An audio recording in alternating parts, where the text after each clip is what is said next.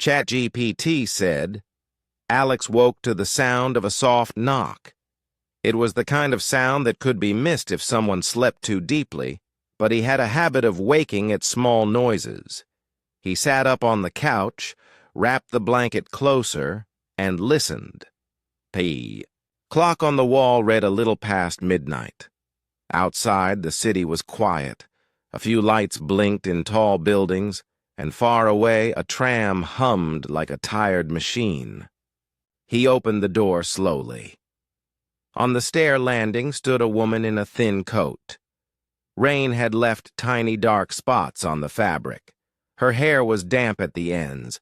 She looked calm but tired, and when she smiled it felt gentle, like someone offering a small, careful gift. "May I stay for one night?" she asked. Her voice was soft and steady.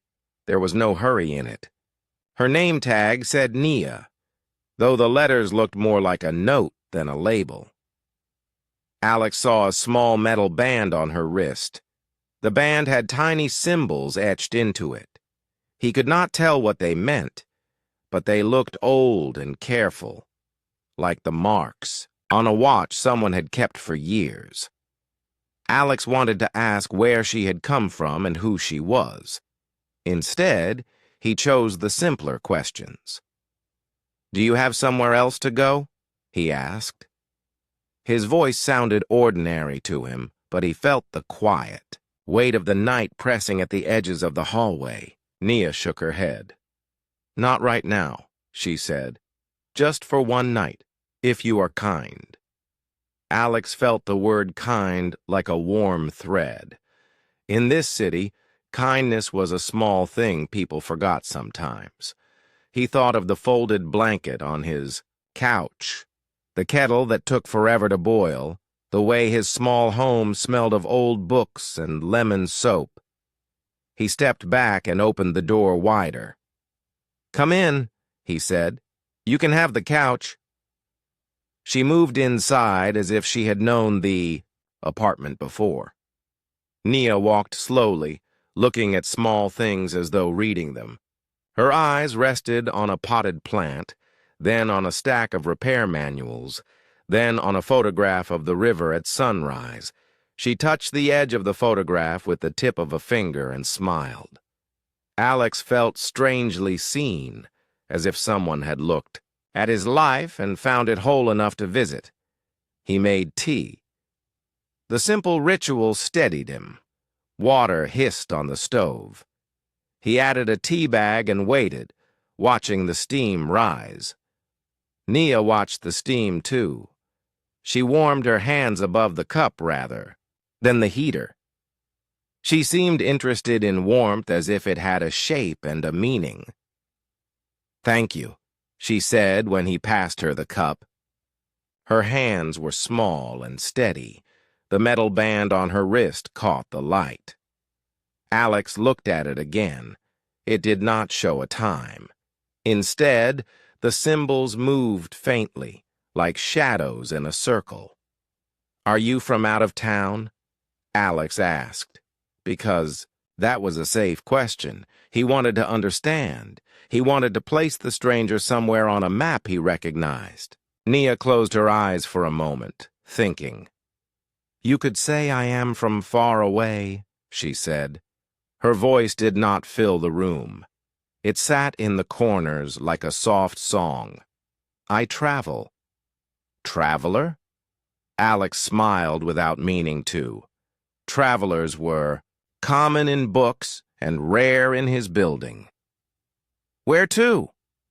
Nia did not answer with a place. She answered with a thought. "To learn, to meet, to see small patterns, how people keep chairs by the door, how they leave a light on at night for a friend. These things tell a lot." The kettle clicked. The city lights outside blinked twice, and then were still. Alex felt the night press closer. For a moment his usual caution arrived at his mouth like a small guest. He could call the landlord, he thought. He could say no and lock the door, but the woman in the coat looked tired.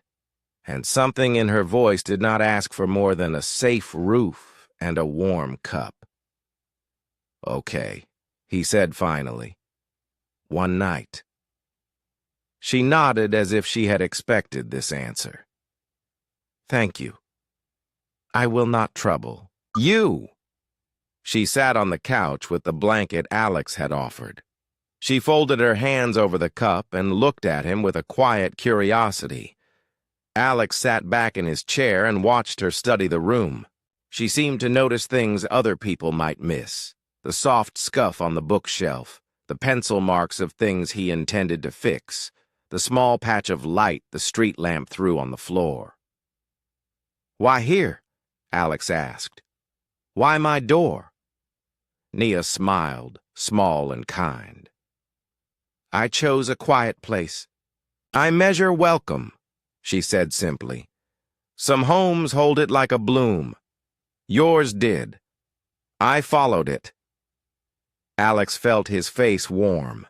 He did not know if that was true, but he liked the idea. He felt less alone in the big city at that moment. He felt like someone had recognized the small things he did without thinking. The way he left an umbrella near the door. The way he always put a spare cup in case someone stopped by. They talked until the kettle was empty and the city quieted even more. Nia asked small questions about his life. She listened the way someone reads a book, careful, patient, as if every page mattered. She spoke of strange evenings under foreign skies, of markets that hummed, of music that moved like water. She never pressed for much. When Alex asked a question, she answered with a simple truth and a small detail that made the truth feel real. When he finally told her he had work in the mornings, Nia nodded. "I will leave early," she said. "I do not want to keep you." Alex found himself offering a blanket and a pillow, and then thinking about the metal band again. It seemed to breathe softly on her wrist. He did not know if it was the design or a trick of the light. At some point, the apartment lights blinked. Alex noticed it first and then looked at Nia. Her head lifted. She looked toward the window at the sky. The clouds outside slid like slow ships across the moon. For a second, the dark seemed to pulse and become a thin, bright line. "Just a moment," Nia said. She stood and walked to the window. She did not press her face to the glass. She merely looked as if she expected something to be there. Alex watched her, curious and a little afraid. It was not fear of the woman. It was a strange worry about what her presence might mean. She turned back. Her fingers brushed the metal band once. The symbols on it moved as if replying. "The sky is restless tonight," she said softly. "That happens when travelers find a place they wish to learn from." Alex wanted to ask more, but he felt something like a promise in the air. He would learn more tomorrow, he thought. He would wake up and ask questions and be practical and cautious. For now, there was a person on his couch, and she had asked for one night. He could do that much. He tidied the living room with small, careful movements. He set an extra blanket by the armchair. Nia arranged the pillow with the same exactness she had shown all evening. She looked comfortable, as if she had been given permission to fold into a quiet place. Before Alex turned off the lamp, he walked past the couch and paused. "Do you have anywhere else to go after this?" he asked, once more. Nia pushed a curl behind her ear and smiled like someone who carries secrets the world has not yet asked for. "Tomorrow will tell," she said. "For now, I stay one night." Alex switched off the lamp. The room breathed out into softness. He listened to the slow rise and fall of Nia's breathing on the couch. He listened to the city beyond the walls. He felt a small, steady calm.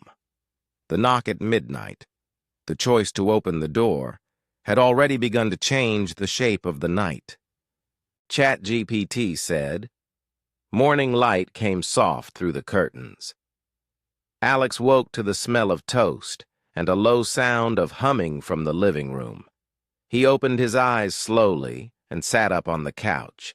Nia was there, already awake. She had set 2 plates on the small table and was stirring a pot of something that smelled like warm bread and herbs. Her movements were careful and calm, as if she had done this 100 times. "Good morning," she said. The words were simple but bright. Alex smiled, surprised by how ordinary the scene felt. A stranger on his couch had become a person making breakfast. "Good morning," Alex answered. He stood and stretched, feeling the sleep loosen from his shoulders. He had planned to be cautious, to ask questions, to make sure guests followed rules. But Nia's quiet care made it easy to forget a little of his caution. They ate together, at the small table. Nia ate slowly and with thanks for each bite. Her eyes watched Alex more than the food, as if she was learning how he moved in a room. When they finished, she wiped the table and asked, "May I stay one more day?" Alex paused. He had expected a thank you and then the stranger would leave. He saw the city through the window, bright and ordinary, people going about their mornings. He thought of the day ahead, work emails, the small repairs waiting on his shelf, the routine he liked. But Nia looked tired, like someone who had walked long roads. Her metal band shone faintly on her wrist, and he could see small symbols move. "Under the light, why do you need more time?" Alex asked, trying to keep his voice kind and simple. Nia looked at the band and then at him. "My instruments need care," she said. "A signal slipped. I need time to find the pattern again. One more day will help." Alex remembered the night. Before, the small pulse of light in the sky, the way she had said she followed welcome. He thought of the small things he did, leaving a cup on the counter, fixing a neighbor's loose bolt, giving directions to someone lost. Maybe those things did make a pattern someone could find. "All right," he said at last. "One more day. But you must help with the chores." Nia's face lit with a gentle smile. "Of course," she said. "I will help." They spent the morning in small tasks. Nia swept the floor in a neat line and wiped the windows until they caught the sun without streaks.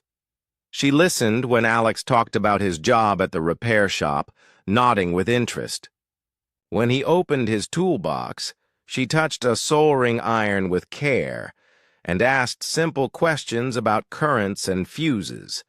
She seemed to learn fast, not because she moved quickly, but because she watched closely and kept her hands steady. Around, late morning, there was a knock at the door. Lena stood in the hallway, carrying a stack of library books and a thermos.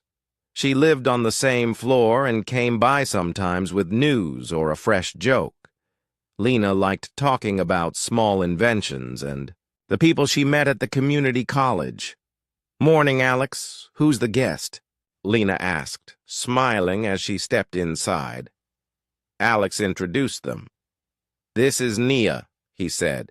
"She asked to stay one night, and she is staying one more day to fix something." Lena set her books down and looked at Nia with interest. "You're welcome to stay," she said.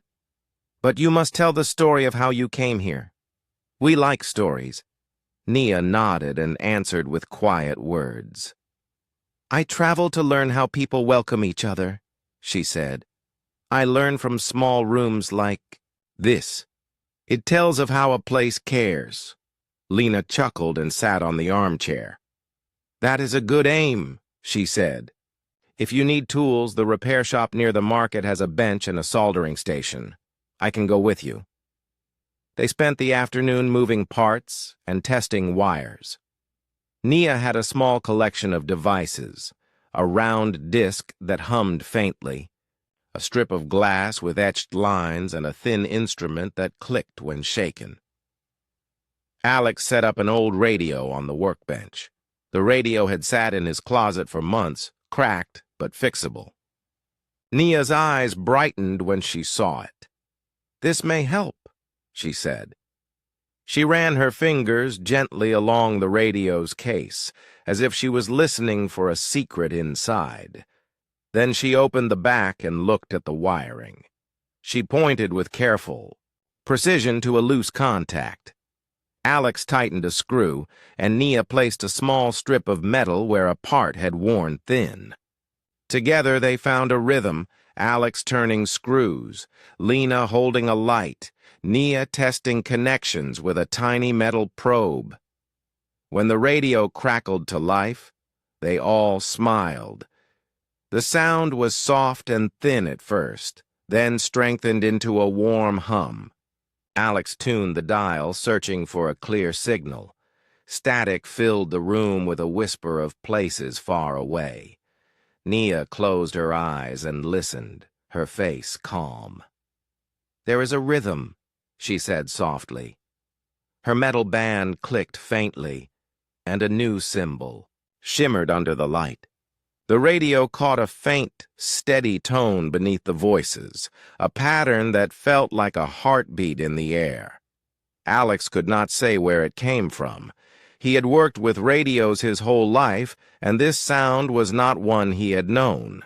They leaned closer, to the bench. Lena recorded notes with a pen, writing down the pattern of sounds and the times they occurred. Nia hummed quietly and matched the sounds with the tiny probe. The metal band on her wrist glowed a little, moving symbols that matched the rhythm on the radio. For a moment, the three of them listened like students at a class, learning a language that belonged to the sky. Alex saw how Nia's face changed when she found a connection, interest, simple joy, and a quiet concentration. She did not fear the unknown. She treated it like a puzzle to be understood. As evening came, clouds gathered outside and the city. Lights grew sharp. Alex fixed an extra cushion on the couch and made tea again. Lena volunteered to stay for a while, claiming she had a curious mind and a stomach that liked company. The three sat together and spoke of small things. The repair job Alex had today, Lena's new class on acoustic design, and Nia's stories of travelers and strange markets where people traded songs for tools. At one point, the radio made a sound, like a small bell. Nia rose and walked to the window. Her metal band shone more brightly, and the symbol that had appeared earlier now moved in a clear line. She watched the sky with a calm that made Alex feel both safe and curious. The city, outside, seemed to hold its breath with them. "Tomorrow I must find a better tool," Nia said finally. "The pattern is close but not complete. I need a lens and a steady coil. Perhaps the library lab can help." Lena nodded. "I will take you," she said. "We have people there who like odd problems. I will speak for you."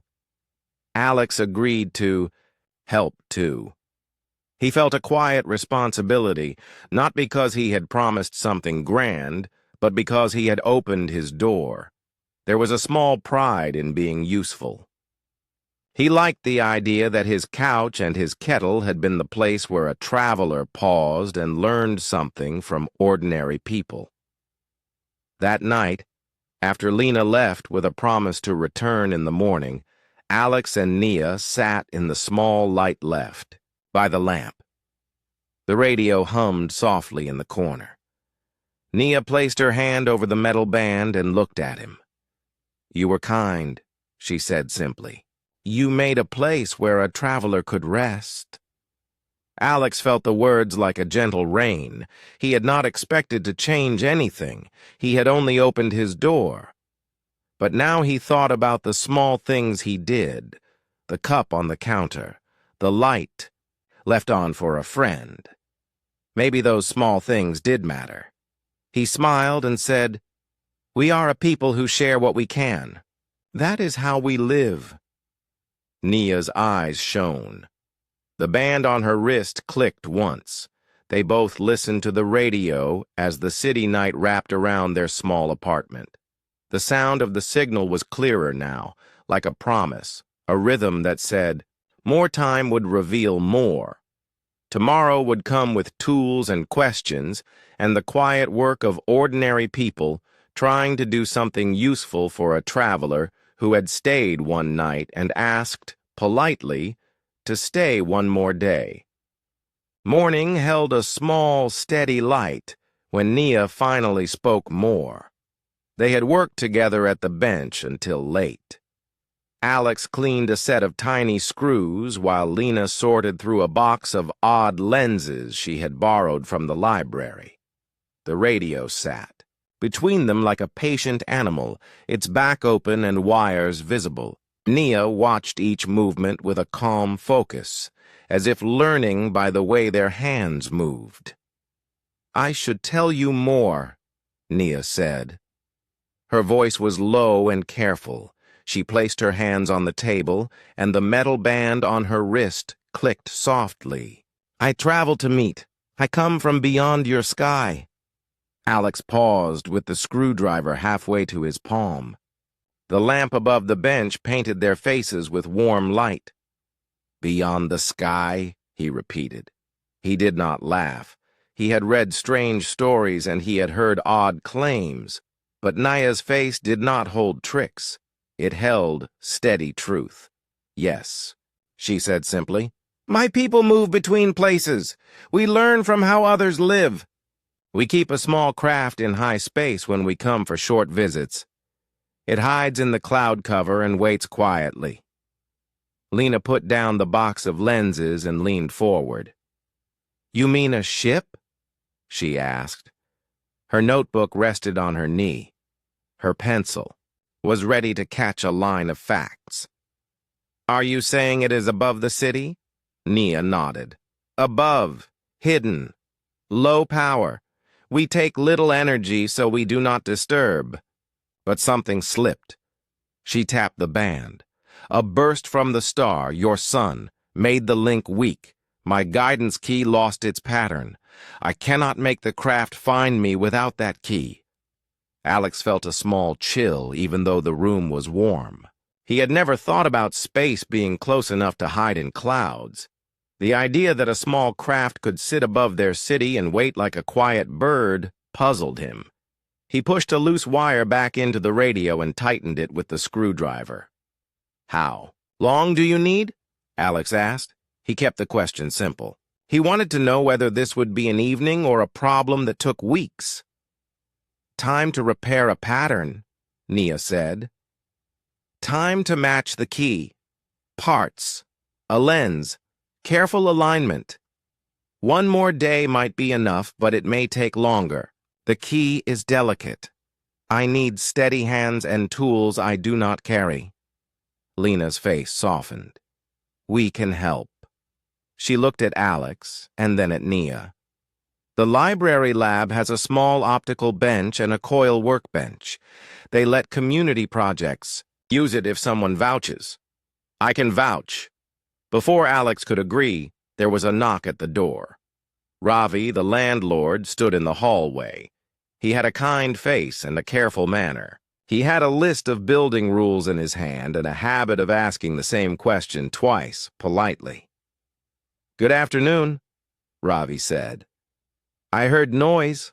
Is everything okay? I saw some late lights last night. We just want to be sure. Safety and all." Alex stood and smiled. "All fine, Ravi. Just fixing an old radio." He felt the small protectiveness that comes when someone brings company into your home. He introduced Nia and said she had stayed because she needed help. He did not explain everything. He gave only what felt necessary. Ravi looked at Nia's metal band. and then at the radio. He hesitated, the way someone does when they do not want to appear curious but cannot help it. "Is she a guest?" he asked. "Yes," Alex said. "She asked for one night, and we let her stay one more day to fix something." He kept his voice steady. He did not want to create worry in Ravi's mind. Ravi nodded slowly. "Just follow the rules about visitors," he said. He had a soft way of saying things so that people felt held but not judged. Then he left, closing the door behind him with a gentle click. When the door shut, Lena breathed out. "It will be fine," she said. "I will take Nia to the library tomorrow. We will borrow a lens and a coil. The lab will help us align things." Nia watched them with small gratitude. "Thank you," she said, "and thank you for listening." She slid a small, circular piece of glass across the table. It was thin and had faint lines etched into it. This was one of the spare filters. It may help. Alex lifted the glass to the lamp. It caught the light and made a soft, pale ring. He turned it in his fingers. The lines on it were precise, like a map of small roads. He was not a scientist, but he had fixed small machines his whole life. He felt a simple confidence. "We will try," he said. They planned their next moves. Lena would call the library to book the lab in the morning. Alex would bring extra tools and a hand crank he kept in the cupboard. Nia would prepare what she could. Each of them took a role without much question. The small team felt stronger, because each person brought a quiet gift. Lena's long hours at the community center gave her access. Alex's steady hands and a careful mind made him useful. Nia's knowledge of patterns and patient practice guided them. That evening, Nia spoke more of how she traveled. She told them how her people listened for welcome signals, small patterns that come from how humans leave lights, how they keep doors, how they offer simple warmth. Alex thought of his own habits: a cup by the sink, an extra blanket on the couch, a string of lights in the window. He had done those things without thinking of their meaning, but Nia described them as if they were language. "They are small," she said, "but they speak. Your people's language is made of small, steady acts. When we travel, we look for places that speak this way. We learn. We share what we learn." Lena laughed softly. "So a clean kettle and a spare cushion can save you?" she asked, half joking. Nia smiled. "More than save. They teach." Her band clicked once more. The symbols shifted, not as code, but as shapes that told time and pattern. Alex felt a strange pride at the idea that his small habits had created a signal. He had never considered that a quiet life had such power. Night came with a low rain. They worked until the room smelled of metal and wet paper. Nia tuned the small probe, running its tip along the etched lines of the glass filter. Alex cranked the small motor they had made from an old clock spring. Lena watched the readings and wrote notes. They moved with care and silence, each action small but certain. As the hour deepened, the radio hummed with a quieter, clearer tone. The pattern seemed closer. Nia's band lit up with a new symbol, slow and steady. She looked at them with quiet joy on her face. "It may be enough soon," she said. "If we find a second lens and align the coil, the key should reform. Then the craft can come low and receive the message." Alex felt a steady hope. He had done small things, left his door open, made tea, lent hands, and those things had grown into a shared task that touched something far above their city. It was strange and good. They stopped work when the rain eased. Lena gathered her notes and put the lenses into a small cloth. Nia packed the spare instruments carefully into a soft case. Alex turned off the lamp and looked at the window. The clouds above the city had thinned, and a thin line of stars peered through. Nia rested her hand on the band and looked out. "Tomorrow we will go to the lab," she said. "There is more to do. But tonight I have learned something. You are patient. You give time. That teaches me as much as any tool." They left the bench tidy. No one slept right away. They sat and talked about small plans. Nothing heavy, nothing loud. In the quiet, Alex thought about the metal band and the symbols on it. He thought about the idea that a life of small, steady acts could make a pattern worth following. The thought warmed him like a lamp. Outside, the city moved on. Inside, 4 people kept watch in their own way, hands and voices steady, ready for the next small step. Tomorrow they would borrow a lens, align a coil, and try to reform a guidance key. For tonight they had done what they could. They had listened, they had helped, and they had learned that even the quiet truth could be an important thing. The morning smelled of paper and rain. Lena led the way down the block with a small bag of lenses. Alex carried the hand crank and a coil wrapped in soft cloth. Nia walked between them, quiet and steady, carrying the thin glass filter she had brought. The library building stood like a calm friend at the end of the street, its windows bright and a small sign that read, "Community Lab" by the side door. Inside, the lab hummed with low sound. A man at the desk looked up and smiled when Lena spoke. She gave a quick explanation and the man nodded. "We help community projects," he said. "If you have a plan, we will give you bench time." He pointed them toward a long table with clamps, rulers, and a small metal arm that could hold lenses steady. The bench felt like a good place. It smelled of oil and fresh paper. Lena unpacked her notebook and set the lenses in a line. Alex spread. His tools, screwdrivers, a small mirror, and the hand crank he had brought.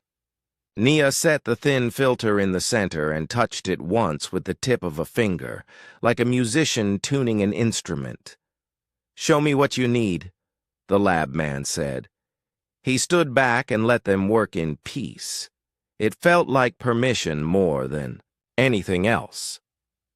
They began by making a plan. Nia explained how the guidance key worked. It needed a clear pattern of light and timing. The band on her wrist read patterns like a reader reads lines. To recreate the key, they needed a steady light source, a lens to sharpen it, and a rotating coil that could change the rhythm slowly and cleanly. Alex placed the small mirror and adjusted the clamp. He set the old phone lens into a metal ring Lena had brought from a camera repair kit. The glass filter Nia had given them fit into the ring like a careful hand. It made a soft circle when light passed through it. Lena handled the notebook. She drew the coil pattern in quick lines. Her pencil moved fast but carefully. "We will use the hand crank to turn the coil," she said. "Then we can tune speed. The mirror will direct light through the lens and the filter. If we match the radio rhythm, perhaps the band will read it." They worked like a small team. Alex tightened screws and lined up the clamps. Lena held the light steady while Nia adjusted the filter. The lab was quiet except for the creak of the crank when Alex turned it slowly. The light that passed through. The lens made a small, bright circle on the bench. When the mirror moved, the circle danced. At one point, Lena frowned. The light was too wide. "We need a tighter focus," she said. She took another lens from the bag and slid it into the metal. Ring. The light sharpened into a clear point. Nia leaned close and watched the band on her wrist. The symbols moved more quickly, as if they liked the clearer signal. A woman walked by the bench and peered at their setup. She smiled and left a small tin of spare screws. "They come from the workshop," she said to Lena. "Use what you need." The small kindness made the room feel warmer. People in the lab moved like neighbors who shared tools and time. The sky outside had gone darker. The rain began again in thin, steady threads. Alex looked at the window and felt the small worry that came with heavy clouds. Nia watched without worry. She adjusted the coil and asked Lena to mark the speed on the notebook. "A steady beat, not too fast," she said, "like a calm heart." They tested the light with the radio. When the light passed through the filter and the coil turned at a certain speed, the radio picked up a little tone. It was soft, a tiny bell beneath the static. Nia's band clicked and a symbol glowed faintly. The moment felt small and hopeful. Then a power flicker passed through the lab. The lights dimmed for a second and a hush fell over the room. Alex felt a small pinch of fear. Power flickers could ruin careful alignment. He reached for the hand crank and held it steady. Lena muttered numbers under her breath and tightened. A clamp. Nia touched the band and smiled. "We can do this with a steady hand," she said. "We do not need the bright grid. We just need control." Outside, a neighbor from the building, Omar, arrived with a large bag. He waved and set the bag down by the bench. "I heard you needed a battery," he said. He took out a heavy pack with cables and a small inverter.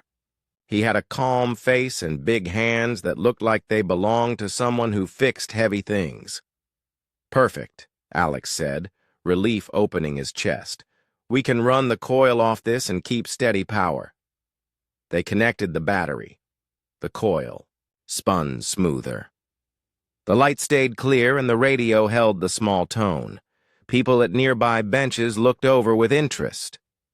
Someone offered them a clamp, and another person checked the alignment and gave a small thumbs up.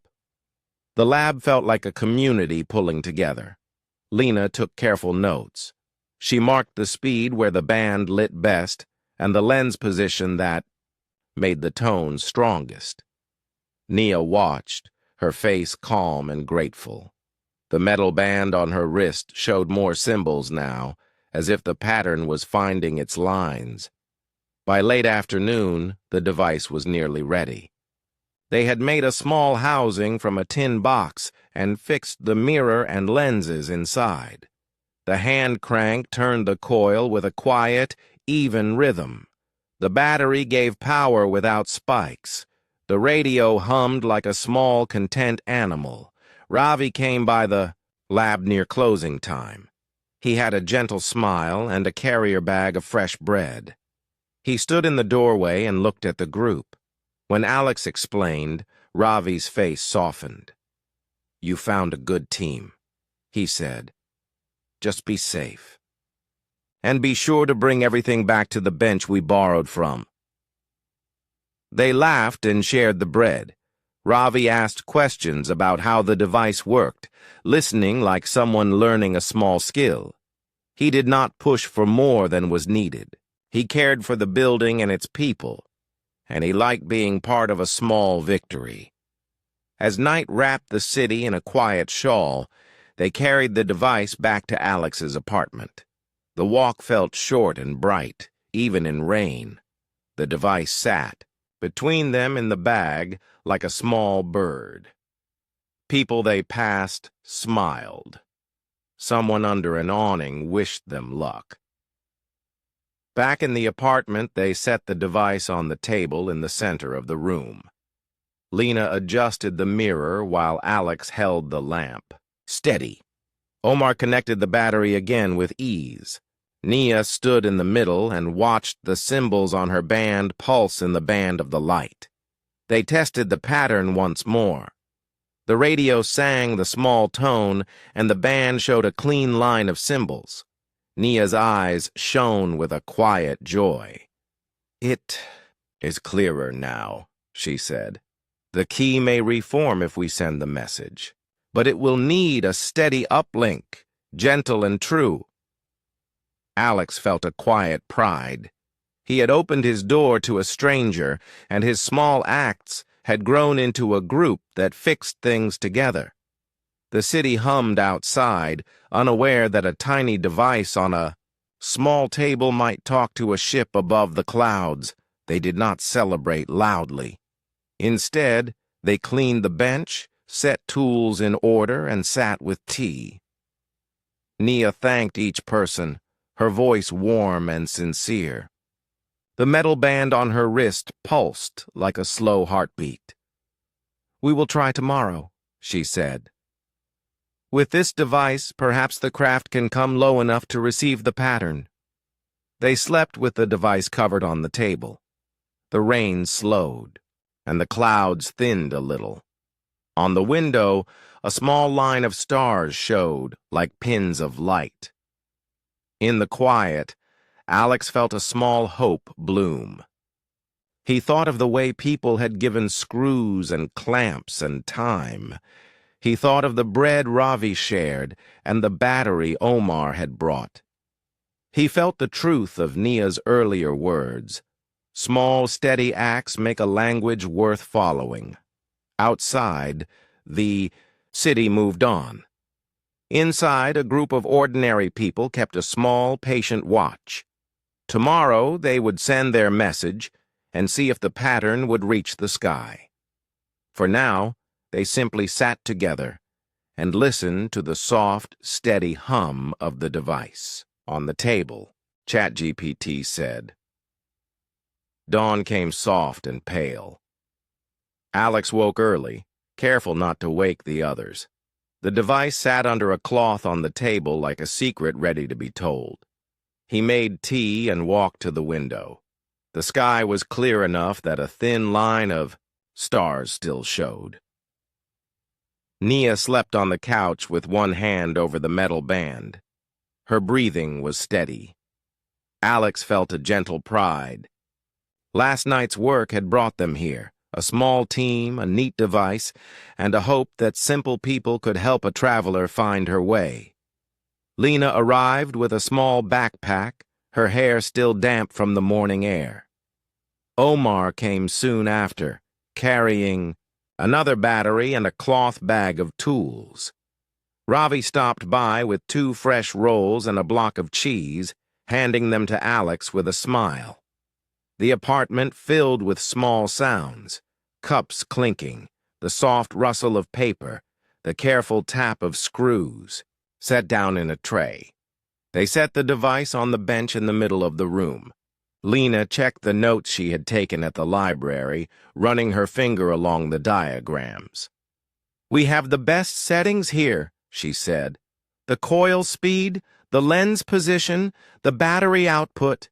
We should send a clean pulse, not a continuous beam.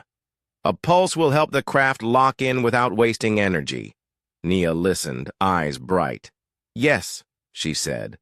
"A gentle pulse, like a calling. My band will read the pattern and open the key if it matches. Then the craft can come low enough to receive the message." Alex fit the small mirror into its place and tightened the screws. Omar connected the battery and tested the output while Lena adjusted the lens. Nia stood in the middle watching them like a conductor listening to an orchestra tune. The band on her wrist clicked and showed one clear symbol. It did not glow loud. It was a small, steady light like a calm lantern. They agreed on what to send. It would not be words. Instead, it would be a simple message made of short sounds and images, a human way of saying welcome. Alex suggested recording short voices. Ravi saying a polite hello, Omar offering tools, Lena speaking of the library's help, and Alex describing the couch and the kettle. Nia added that the band read patterns beyond sounds. It reads meaning in small acts, she said. So we will also send short images, a door left open, a cup on a table, hands offering bread. They set up a small recorder and took turns. Ravi's voice was kind and steady. Omar laughed softly and said, "We will help with tools." Lena spoke with a bright voice about books and benches. Alex kept his words plain and honest. "You are welcome here. Stay if you need." Nia spoke last. Her voice had a gentle quality that felt like a promise. "We come to learn," she said. "We come to meet with respect." They made short pictures with a simple camera. A warm cup, a rolled blanket, a hand on a door handle. Lena drew a quick sketch of the bench where they had worked. Omar placed a small wrench next to the cup. The images were plain and true. They did not try to be grand. They were the small things of a welcome. When the sounds and images were ready, Nia asked for a moment of silence. She placed her hand over the band and closed her eyes. The symbols on the band shifted as if reading the room. Alex felt the quiet deepen. Even the city outside seemed to pause a little. "Ready?" Nia said finally. Her voice was small and steady. "Send the pulse." Alex turned the crank slowly. The coil moved with a steady, even rhythm. Lena adjusted the lamp so the light passed, through the lens cleanly. The mirror caught the beam and sent it into a narrow point. Omar watched the battery meter to keep the power true. The recorder played the short sound, and then the small images ran through the circuit like little lanterns. For a breath, nothing happened. The radio hummed without change. Then the metal band clicked and a string of symbols slid across its face, slow and clear. Nia's eyes opened. She smiled softly, a smile that held small relief. "It reads," she said. "It reads and remembers." Outside, the clouds parted like a curtain for a single moment. A thin shimmer crossed the sky, faint and star-shaped. Alex saw it and felt his chest tighten with a kind of joy he had not expected. It was small and gentle, not a shout or a flare. The pattern they sent had reached something that waited above. Nia stood still, listening to the band. "The key is forming," she said. "Not fully yet, but enough for the craft to lower and listen. It will not land. It will come low and receive the message close to the city. That will be enough." They sat together in silence as the device hummed. Lena wrote down the time and the settings, careful and precise. Omar boiled water for tea. Ravi cut the bread. The small rhythms of ordinary life made the moment feel softer and truer. No one spoke of fame or fear. They spoke of tools that worked, and of small acts that had power. When the craft came low, they did not see it in a way they expected. It was not a bright ship or a loud machine. For them, it was a change in the air, a quiet pressure like a hand resting gently on the roof. The radio picked up a different tone, a sequence that matched the message they had sent.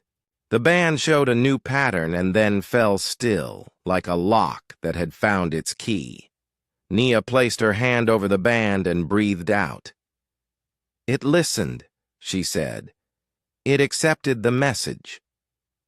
A reply came through the radio, soft and musical. The recorder captured it, not words, but harmonies that matched the rhythm they had sent. It felt like thanks, It felt like understanding. Alex felt a small warmth in his chest, proud and calm. Naya had to prepare the craft's reply, she explained. It would be simple, a pattern that promised safe passage and a time when they might speak more openly. My people will come above the river in 3 days at dawn, she said. They will not hide then. They wish to meet your city with respect.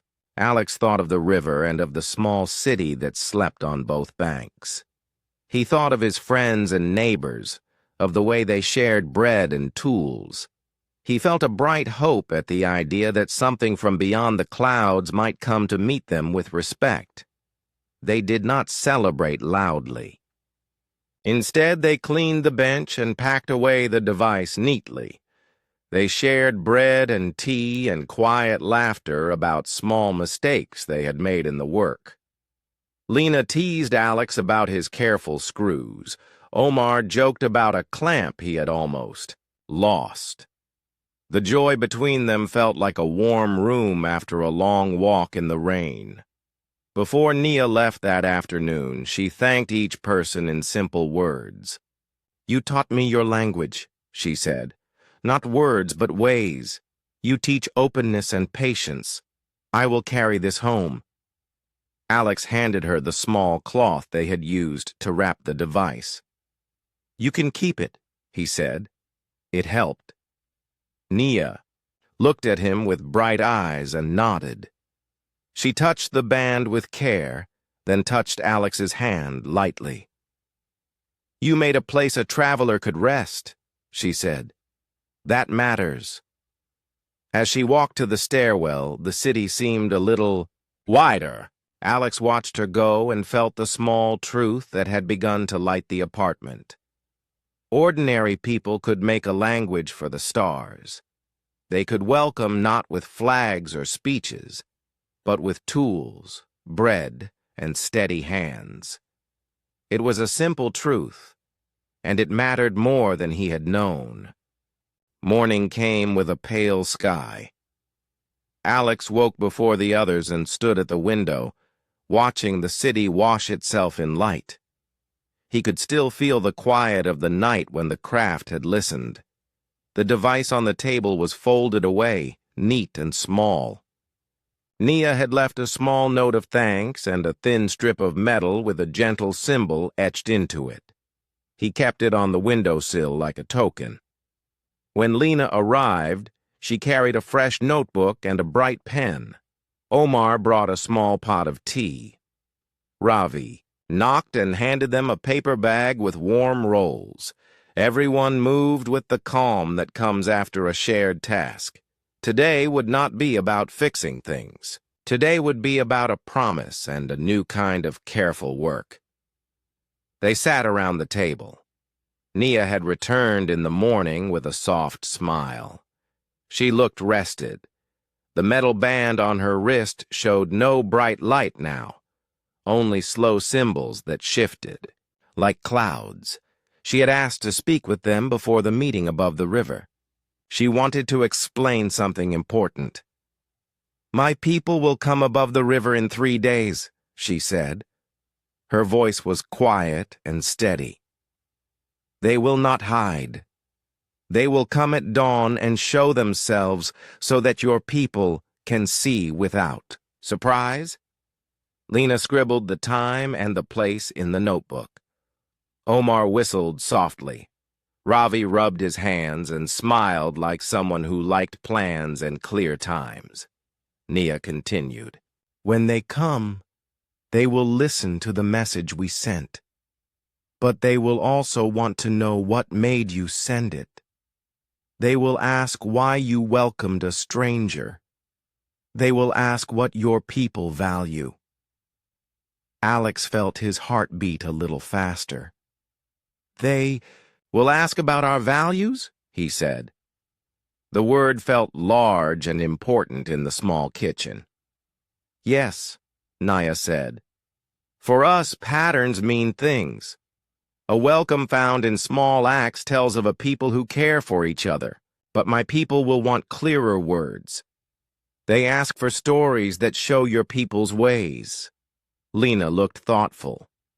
Stories, she repeated. We can tell simple stories. We have work and neighbors and small rituals. We can show them. Nia nodded. Show them with voices and images. Make it true. They do not need long speeches. They need honest moments. They began to plan. The first step was to collect voices from people who knew the city, people whose lives showed small kindnesses. Nia suggested including voices of strangers who had been helped, of children who learned to share, of elders who kept a neighborhood together. Alex thought of Mr. Hadi, the old man who opened his door for the postman every morning. Lena thought of her teacher, who lent tools to students. Omar thought of the woman 2 floors below, who always left fruit outside her door for those who could not buy much. They wrote a list and set out to gather short recordings. Lena used her phone to record. Omar visited Mr. Hadi and came back with a shaky video of the man smiling and holding out a cup of tea. Ravi walked to the market and asked the fruit vendor for permission to record a small greeting. The vendor agreed, proud to be part of something that sounded like hope. People were curious, but generous. When Alex explained that a traveler had come and that a group of neighbors wanted to send the story of their small kindness, most people smiled and offered short lines. No one tried to make speeches. Everyone told a small truth. When my neighbor fell ill, I took their laundry, said one woman simply. We share bread on Sundays, said another. A child looked into the camera and said, I helped old Mrs. Noor cross the street. The words were plain. They were honest. Nia listened to each clip with care. Sometimes she placed a small hand over her band and closed her eyes, as if the band read more than sound. When she smiled, Alex felt a warm pride that was not his alone. He felt it for the whole neighborhood, for the quiet way people helped one another without asking for attention. They also made images. Lena drew a quick sketch of a bench with tools left beside it. Omar photographed the river where children skipped stones. Ravi took a picture of the building's stairwell with shoes neatly lined. The pictures were simple and true.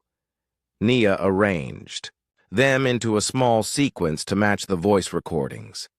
When the materials were ready, Nia explained how they would be sent. My band can read patterns beyond sound, she said. It will take your voices and your images and compress them into a special pulse the craft can read. It will not be a speech. It will be a small bundle of life. Alex watched as Nia placed her hand over the band. The symbols moved slowly and then arranged themselves into a clear line. She put the strip of metal beside her and touched it once. This will carry your words where my people listen, she said. It will tell them that simple acts build trust. They recorded a final short message together. Not formal, not long, just enough. Alex spoke plainly. We share what we can. We help neighbors. We welcome travelers who come with respect. Lena added, we fix things and we teach. We keep benches for people to meet. Omar added, we offer tools. Ravi said, we keep each other safe. Nia finished, and we learn from this. We will meet with respect. They wrapped the small device carefully, like a package of trust. Nia pressed her hand to it and smiled. This is good, she said. It will tell them the truth. The next days moved like a steady drum. They planned how to meet the visitors above the river. Lena arranged for a small clearing along the bank where people could stand and watch. Ravi wrote a short note to the neighborhood association to explain that strangers would appear at dawn and that people could come if they wanted. Alex and Omar fixed extra lights near the path and marked the place with small flags so visitors would find it without surprise. Word spread quietly. Some people came to help with flags and tea. Others preferred to watch from a distance. Children were excited and spoke of stars. Old Mr. Hadi told stories of lights he had seen once in his youth. The city felt like a slow, kind ship making ready to meet another.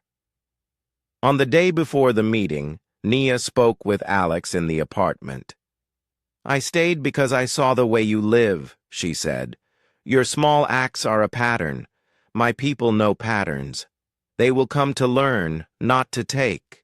But they will watch to see if this is a steady way." Alex listened. He thought of the nights they had spent at the bench, the radios and the crank, the bread and the battery. He felt a quiet pride that made his chest warm. "Will they be afraid?" he asked. Nia shook her head. "Curiosity is stronger than fear when the pattern is true," she said. "They may be careful, they may ask many questions, but your message will help them trust." That night, the neighborhood lay quiet and bright. Small lights marked the path to the river. Alex slept with the memory of the band's soft click at the back of his mind. He thought of the simple recordings. Hands offering bread, a child speaking honestly, a man saying he would bring tools. These were not grand things. They were honest. In the morning, they would stand on the riverbank with simple flags and warm tea. They would show their small lives to the sky. They would meet others who had traveled far and who wished to learn. Alex folded his hands and slept with a gentle hope. The small acts of ordinary people had turned into a bridge. Tomorrow it would cross the water. ChatGPT said, "Dawn came pale and calm over the river. People gathered on the bank, wrapped in coats and holding warm cups. Small flags marked a clear space. The air smelled of wet earth and tea. Children ran a little ahead and then stopped, eyes wide. Old Mr. Hadi sat on a low wall and hummed softly. Lena held a small recorder and smiled at anyone who looked nervous. Omar checked the battery one last time. Ravi handed out rolls and paper cups. Alex stood near the water with a small cloth in his hands. He felt a steady sort of nervousness, the kind that came from wanting to do something right for others. Nia had asked him to stand with the group. She had asked them to be open and honest. That was what they would show. A neighborhood that shared bread, tools, time, and care. The sky brightened slowly. The river answered with a quiet silver. For a long time, nothing happened that seemed strange. People chatted softly. A dog barked once. Lena checked the recorder and folded the list of short stories they had prepared. Children skipped stones and counted aloud. Then the air changed very gently. It was not loud.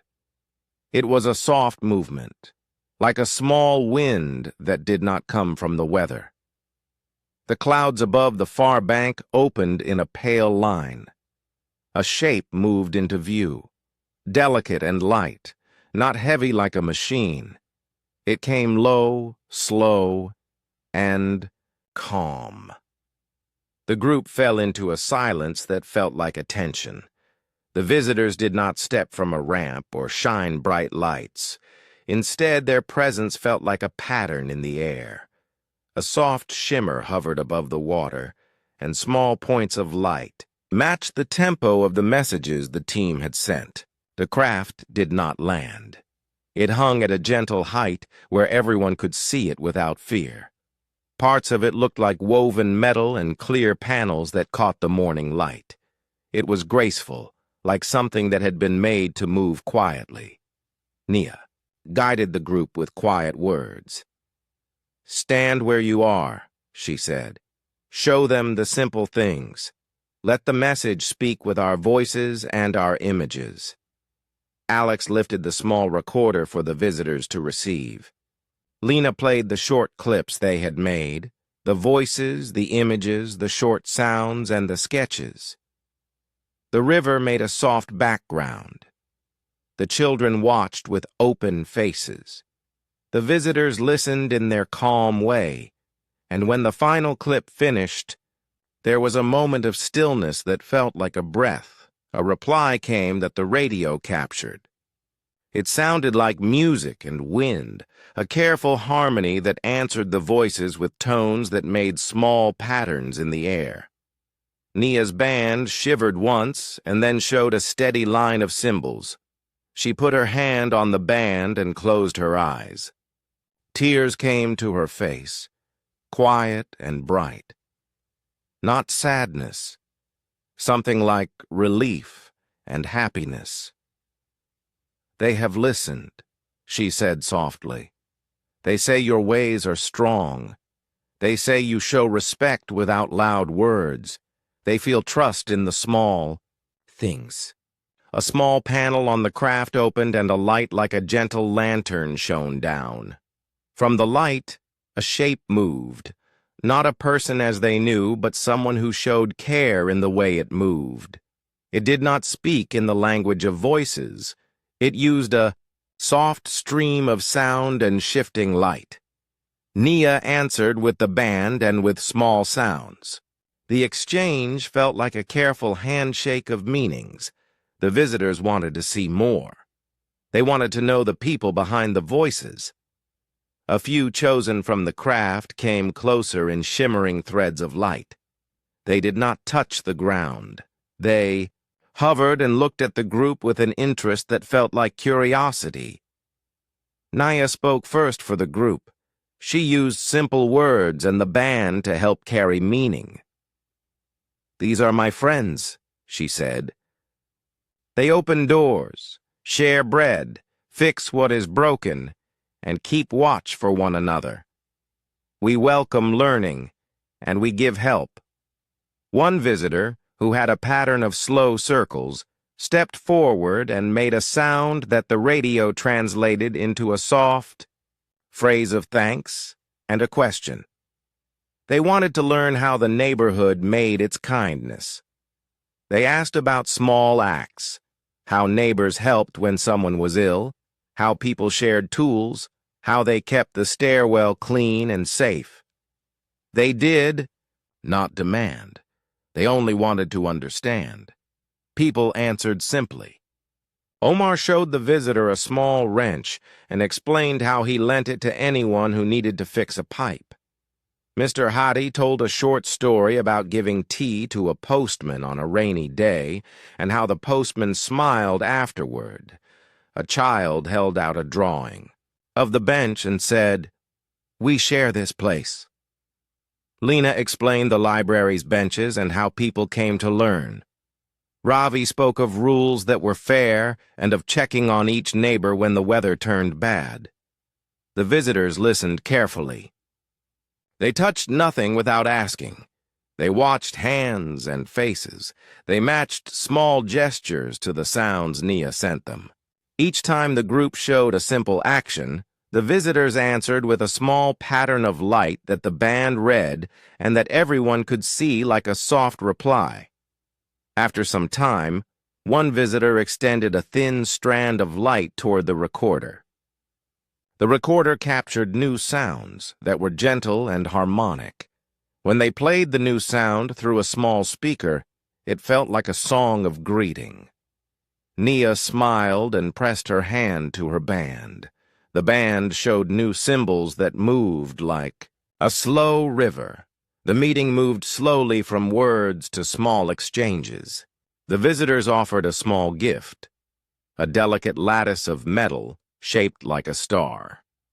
It was a tool for storing light, the visitors explained with gestures and tones. Nia translated its meaning, a promise to return and to share knowledge about safe travel and careful navigation. It was not a weapon. It was a useful thing for long journeys. Alex accepted the gift with steady hands. He felt the weight of the moment. It was a promise between strangers who had found respect. He looked at his neighbors and saw pride in their faces. It was not pride of being better. It was pride that small kindness had led to this meeting. Before they left, the visitors asked if they could learn more in small steps. They wanted to listen to workshops about tools and to watch how people repaired things and shared food. Nia explained that her people traveled to learn and to teach. She said they would send a few visitors later in calm times to learn more.